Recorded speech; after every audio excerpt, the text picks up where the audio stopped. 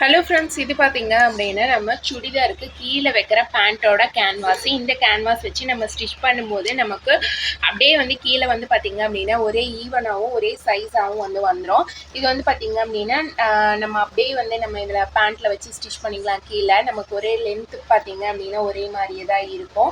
இந்த மாதிரி வாங்கிக்கிட்டீங்க அப்படின்னா நம்ம எப்படி வந்து இப்போ வச்சு அட்டாச் பண்ணுறது அப்படின்னு வந்து பார்த்துடலாம். ஃபஸ்ட்டு கீழே வந்து பார்த்தீங்க அப்படின்னா இந்த மாதிரி வச்சுட்டு ஒரு 1/4 இன்ச் அளவில் நான் வந்து மடித்து வந்து ஸ்டிச் பண்ணிடுறேன்.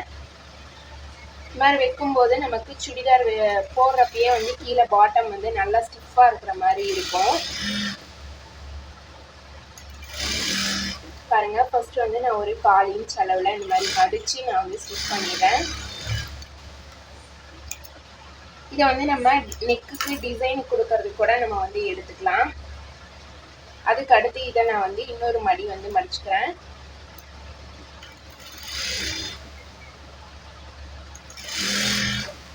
மடிச்சு இந்த மாதிரி வந்து ஸ்டிச் பண்ணிக்கலாம். இப்போ பாருங்க, இது நமக்கு ரொம்ப வெயிட்டாகவும் இருக்காது, ரொம்ப லைட் வெயிட்ல தான் இருக்கும். அந்த கீழே வந்து நம்ம பார்க்குறதுக்கே வந்து அந்த பேண்ட்டில் அந்த இடம் வந்து ரொம்ப ஸ்டிஃபாகவும் நல்ல ஒரு நீட்டான ஃபினிஷிங்லேயே இருக்கும். உங்களுக்கு வேணுன்னா டபுள் ஸ்டிச்சஸ் போட்டுக்கலாம், இல்லைன்னா வந்து ஒரு 3 ஸ்டிச் போடுறனாலும் போடலாம், இல்லை வந்து மேலே 2 கீழே 2 அப்படி போடுறனாலும் போடலாம். நமக்கு எந்த மாதிரி டிசைன் வேணுமோ அந்த மாதிரி வந்து போட்டுக்கலாம்.